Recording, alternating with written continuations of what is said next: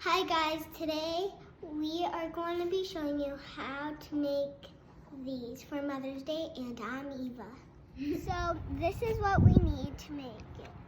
Plates, a scrub, Sander. You don't have to have it, right?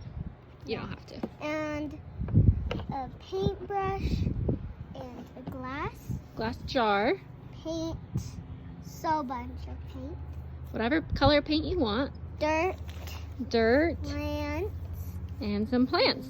and this. We have more jars too. Wide mouth jars work the best, but whatever you have at home is perfect, right? These are all things that we had at home except for the plants and the potting soil. We had to go get those things. And this.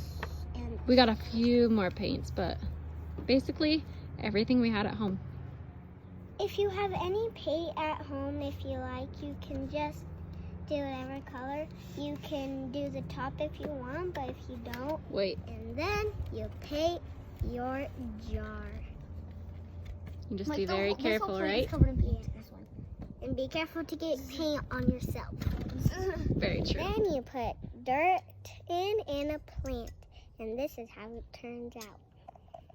That's so cute. We're gonna tie a ribbon on it, right? Mm-hmm.